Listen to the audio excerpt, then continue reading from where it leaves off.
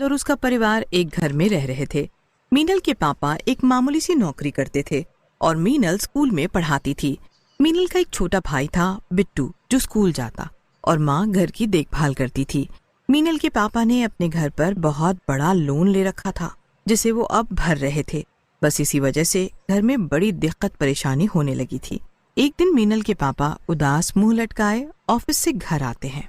अरे पापा आ गए, आओ पापा यहाँ बैठो। क्या हुआ जी, आप कुछ परेशान से लग रहे हैं। नहीं, बस ऐसे ही। नहीं पापा, कुछ तो बात है, प्लीज बताओ ना, क्या हुआ। अरे वो ऑफिस में किसी बात पे मेरी बहुत लड़ाई हो गई। मेरे साथ आज बड़ी बदतमीजी हुई, इसीलिए मैंने नौकरी छोड़ दी। क्या, नौकरी क्यों छोड़ दी? अब इस उम्र में आपको कौन सी दूसरी नौकरी मिलेगी? अरे माँ, आप ऐसे क्यों बोल रही हो? पापा के साथ इतना गलत होगा तो वो क्या करेंगे, सोचो। हाँ बेटी, मैं समझती हूँ, पर अब घर कैसे चलेगा? अरे मैं हूँ ना, और पापा को दूसरी नौकरी मिल जाएगी। कुछ दिन ऐसे ही निकल जाते हैं और घर में पैसों की कमी की वजह से एक के बाद एक परेशानी आने लगती है। धीरे धीरे घर में मीनल के पापा मम्मी में लड़ाइयाँ होने लगती हैं। फिर एक दिन जब दोनों लड़ ही रहे होते हैं कि तभी दरवाजे पर कोई आदमी आता है। ये ओम प्रकाश कौन है? जी मैं हूँ, बोलिए क्या हुआ? मेरे बाबूजी से आपने 10 लाख रुपए लिए थे इस मकान को बनाने के लिए, और आपने अभी तक नहीं चुकाए। अब वो हॉस्पिटल में हैं और उनका ऑपरेशन है। हमें पैसों की सख्त जरूरत है।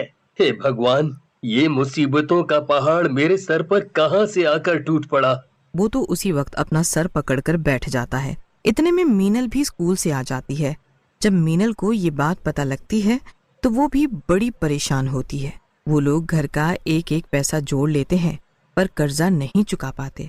उसके बाद उनके पास बस एक ही रास्ता होता है, वो उस घर को बहुत ही कम दाम में बेच देते हैं, जिससे पहले वो 10 लाख का कर्ज चुकाते हैं और फिर बाकी बचे हुए पैसों से नया घर ढूंढते हैं। मीनल को एक दिन घर तलाशी में एक घर बहुत ही सस्ते दाम में मिलता है, पर उसकी हालत बहुत बुरी हो रखी होती है। मीनल के पापा उस घर को खरीद लेते हैं। देखो, घर की हालत तो ठीक नहीं, पर हमारे पास इतने ही पैसे थे तो क्या कर सकते हैं। चलो फिर कल सामान बांध लेना और फिर कल ही हम उस घर में शिफ्ट हो जाएंगे।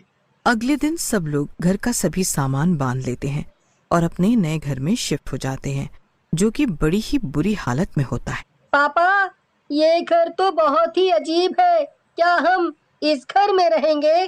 बेटा, ऐसे नहीं बोलते, अब यही हमारा घर है और अभी देखना ये ही घर कितना चमक जाएगा। हाँ पापा, मम्मी और मैं इसकी सफाई कर देंगे तो ये भी अच्छा हो जाएगा। अरे बिट्टू, तू भी ना। अच्छा तू एक काम कर, जा बाग में जाकर खेल, जब तक हम इस घर को सुंदर बना देंगे। बिट्टू मुंह बनाकर बाग में खेलने चला जाता है। बाग में बड़े बड़े पेड़ झाड़ियां होते हैं। बिट्टू को वहाँ बड़ा अजीब सा महसूस होता है। फिर अचानक उसे एक आवाज आती है। बिट्टू आगे चलकर देखता है और सुनने की कोशिश करता है, पर उसे कहीं कोई नहीं दिखता। लगता है ये मेरा वहम है। खैर, अब मुझे वापस जाना चाहिए, बहुत भूख लग रही है। अरे, ये आवाज तो फिर से आ रही है, पर किसकी आवाज है ये और कहाँ से आ रही है? बिट्टू फिर भी उस मटके को ढूंढने लगता है और फिर थोड़ी दूर पर उसे झाड़ियों के पीछे कुछ दिखाई पड़ता है। बिट्टू उसके करीब जाने ही लगता है कि तभी उसकी बहन मीनल उसे पीछे से आवाज देती है।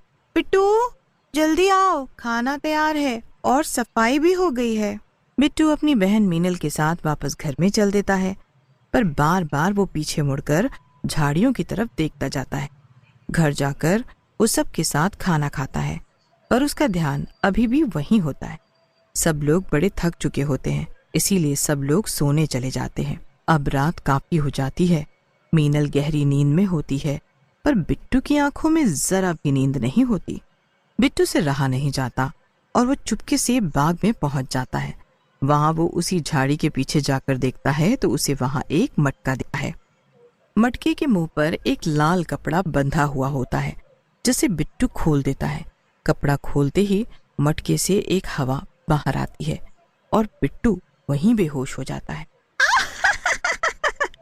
आजाद हो गई मैं, आखिरकार आज आजाद हो ही गई मैं।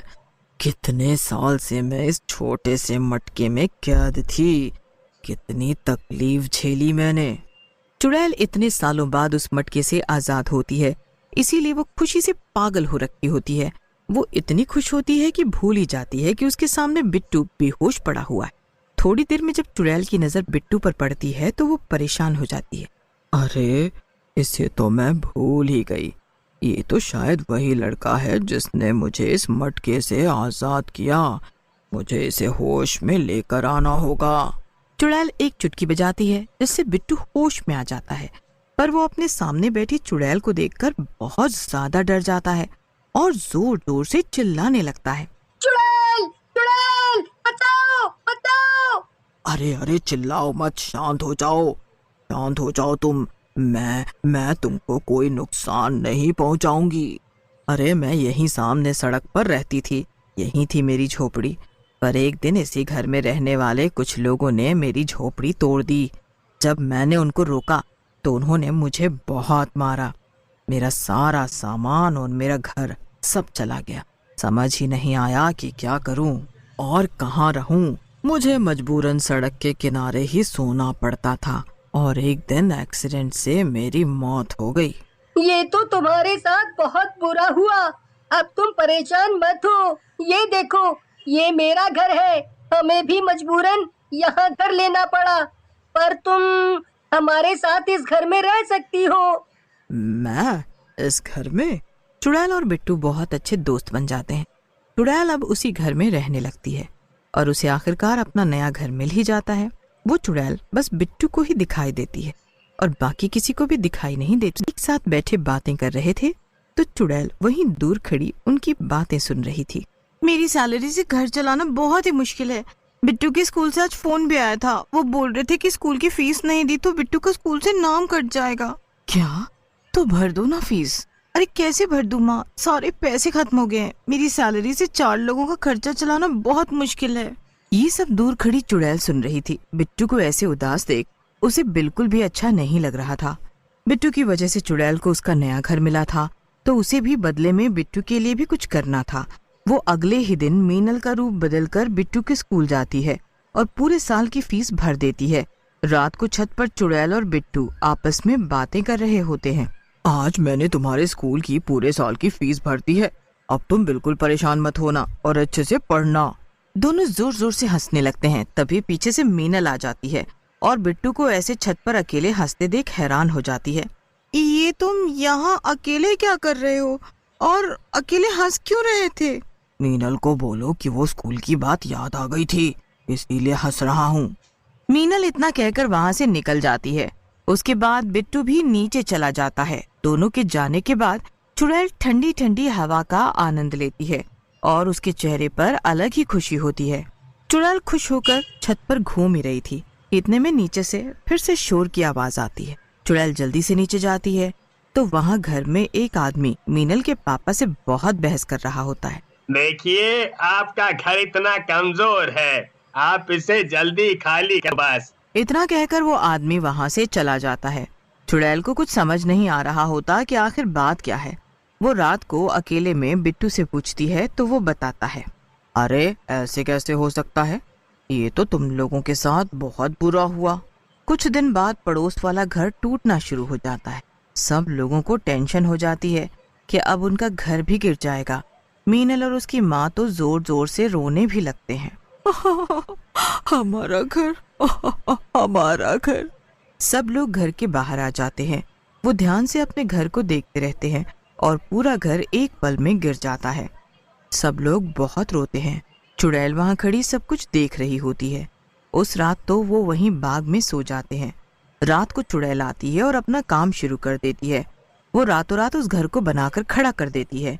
जब सुबह मीनल, बिट्टू और उसके मम्मी पापा उठते हैं तो उनको अपनी आंखों पर विश्वास ही नहीं होता। सब बड़े हैरान होते हैं और इधर बिट्टू और चुड़ैल एक दूसरे को देखकर मुस्कुराने लगते हैं। सब घर के अंदर जाते हैं। घर इतना सुंदर होता है कि सबकी आंखें फटी की फटी रह जाती हैं। उसके बाद बिट्टू सबको शुरू से सारी कहानी बताता है। उसके बाद वो चुड़ैल सबके सामने आ जाती। सब उस चुड़ैल का शुक्रिया अदा करते।